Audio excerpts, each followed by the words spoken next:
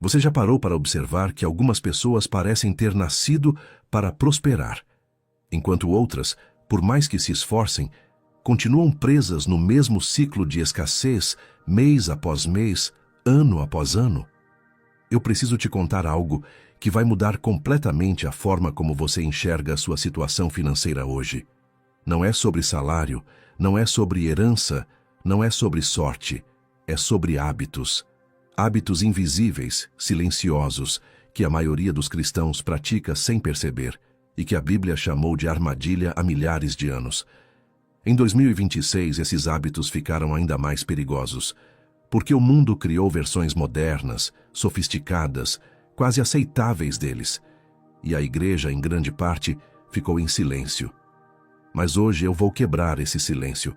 Quero que você imagine Renata.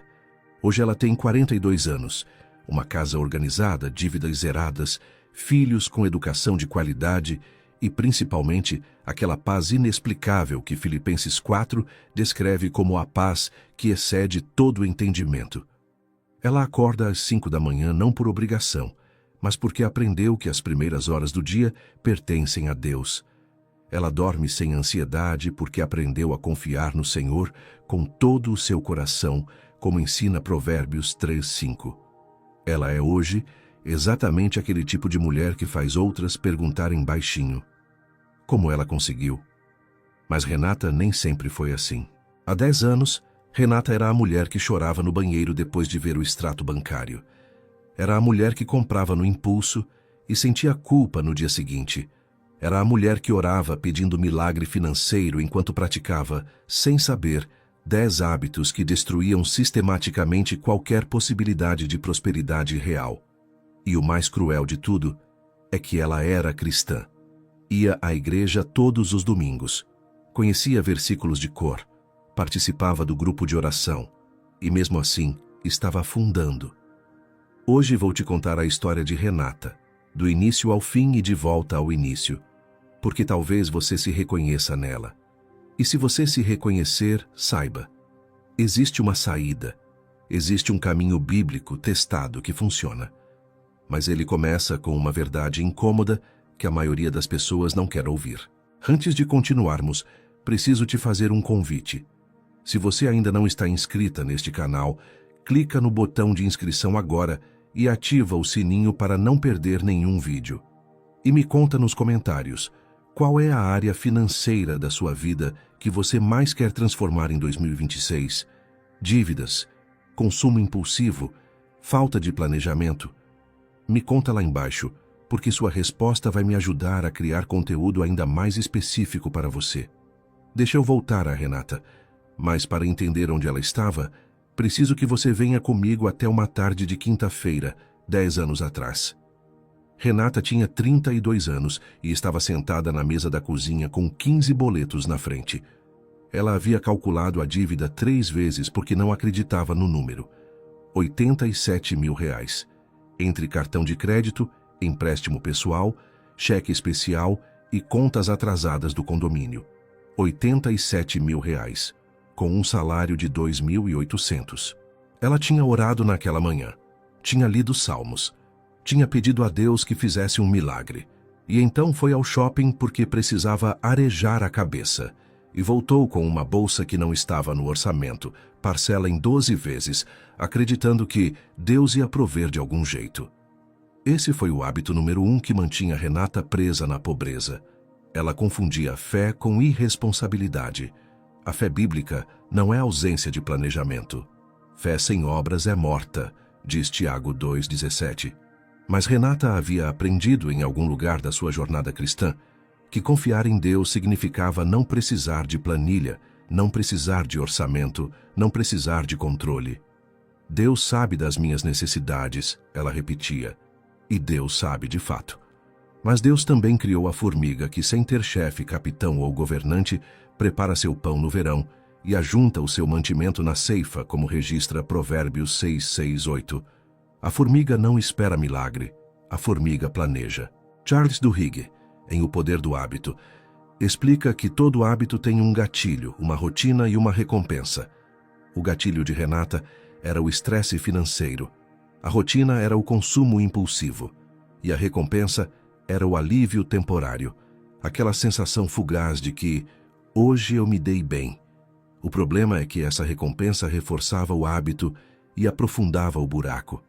Era um ciclo perfeito de autodestruição, mascarado de fé.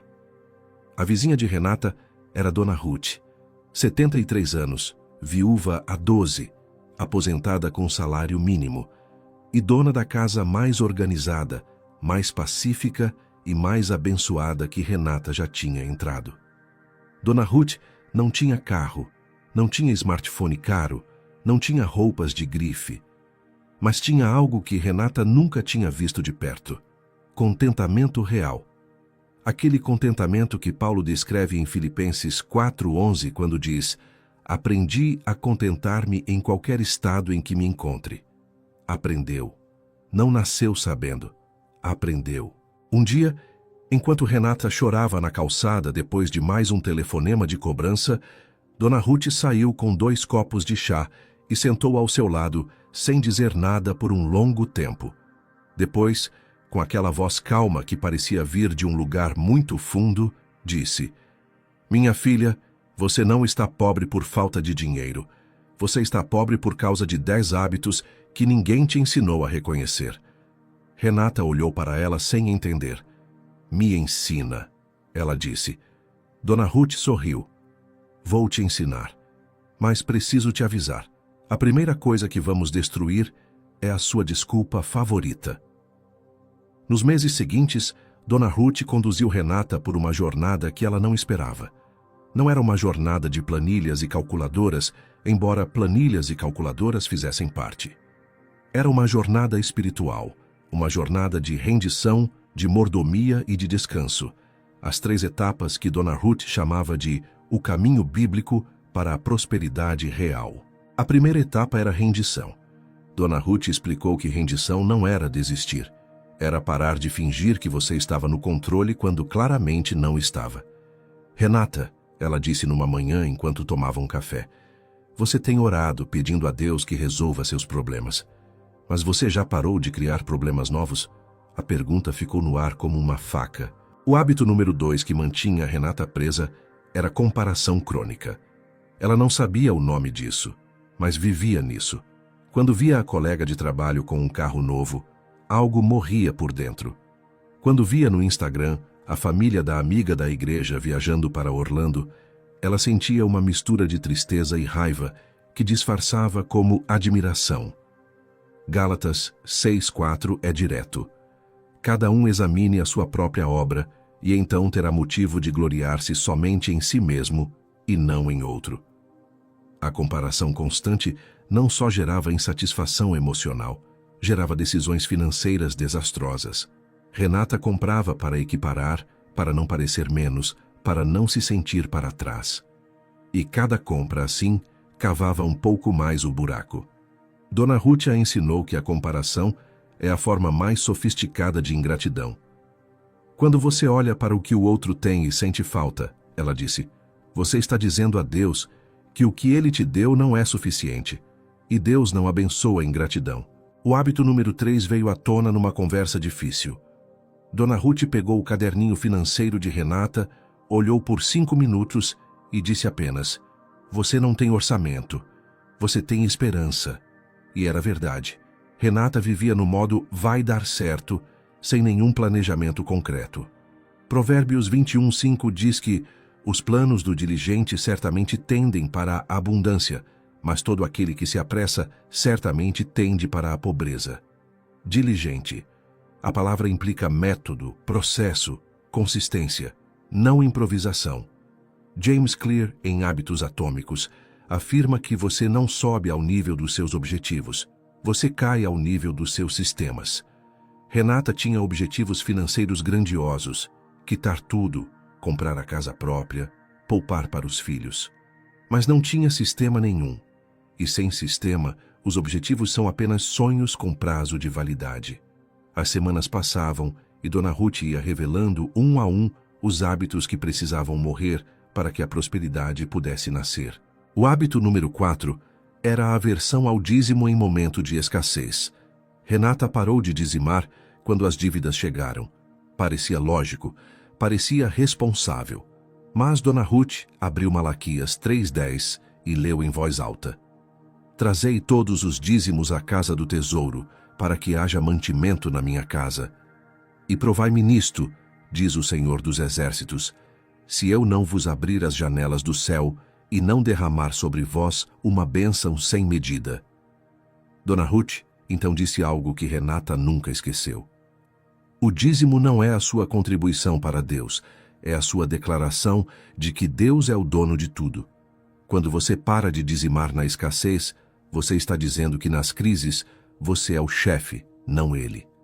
Renata voltou a dizimar naquele mesmo mês, não porque sobrou, mas porque escolheu obedecer antes de entender. O hábito número 5 era a procrastinação financeira. Renata tinha uma lista de coisas financeiras que ia fazer na semana que vem: renegociar dívidas, ligar para o banco, pesquisar investimentos, cortar assinatura que não usava. A lista tinha 18 itens, e alguns estavam lá há 2 anos.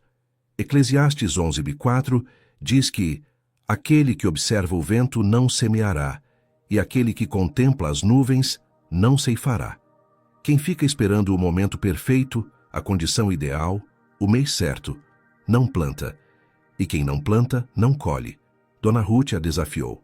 Hoje, antes de dormir, você vai resolver um item dessa lista. Só um, mas vai resolver. A segunda etapa, que Dona Ruth chamava de mordomia, começou a ganhar forma quando Renata percebeu que suas finanças não eram só dela.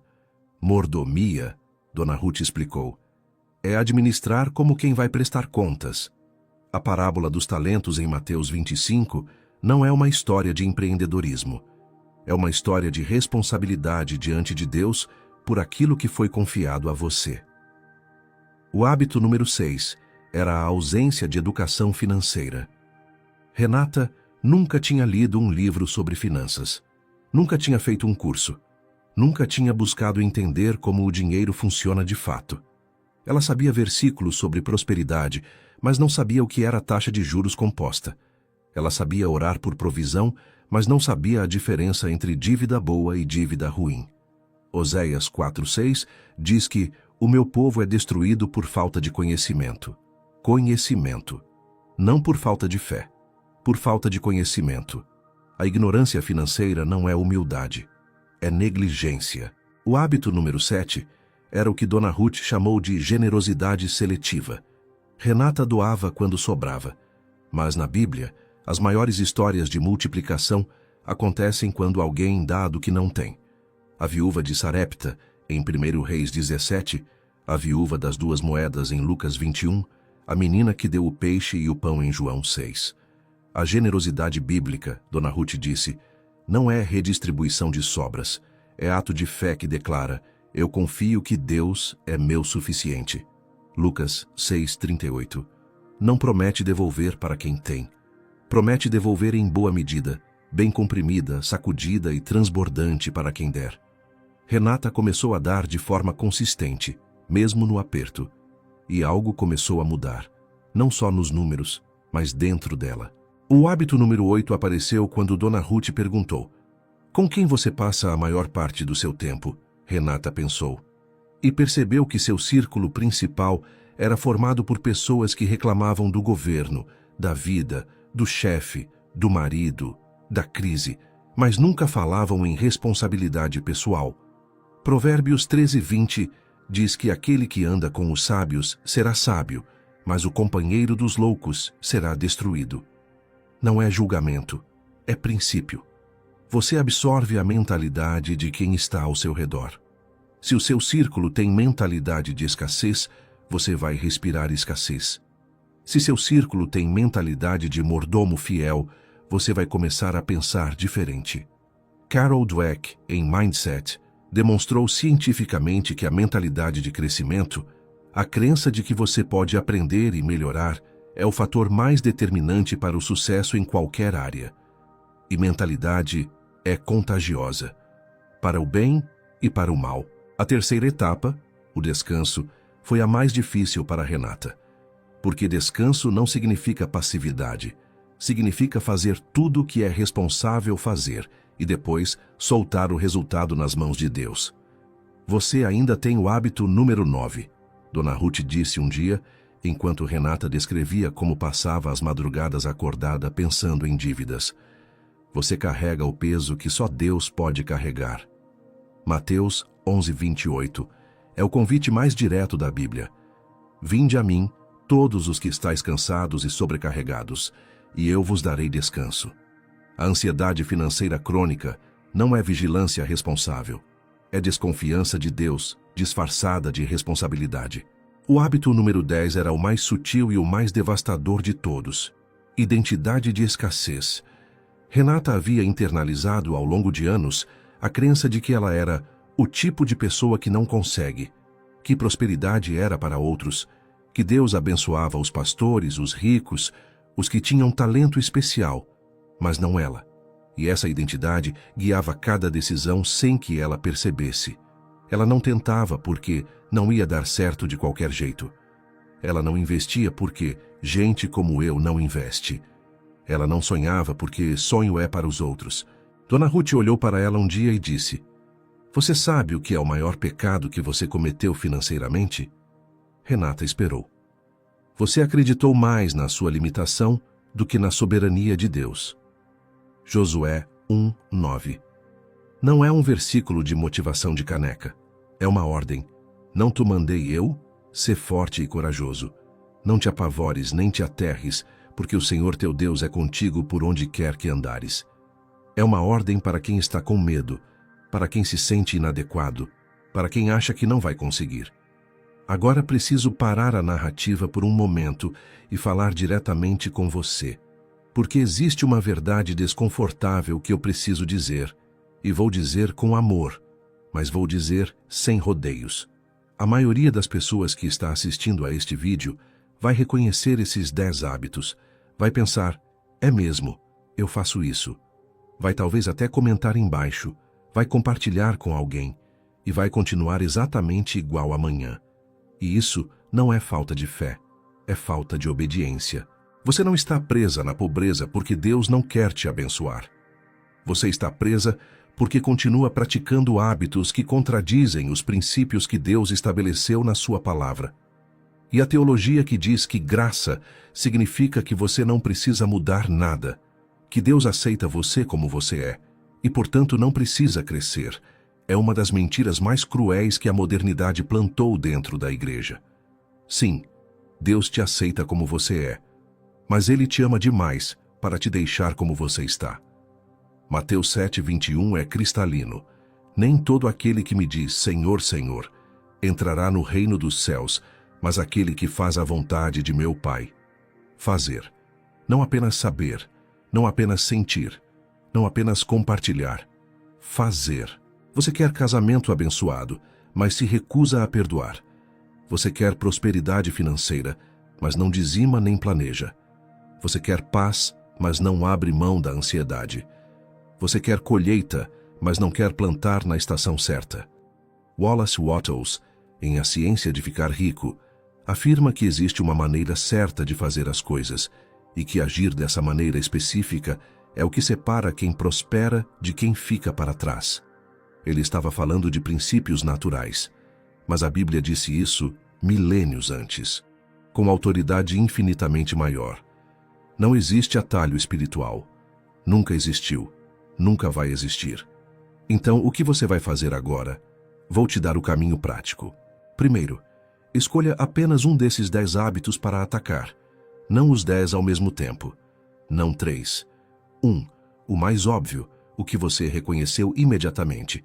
Segundo, abra a Bíblia e encontre o princípio específico que contradiz esse hábito.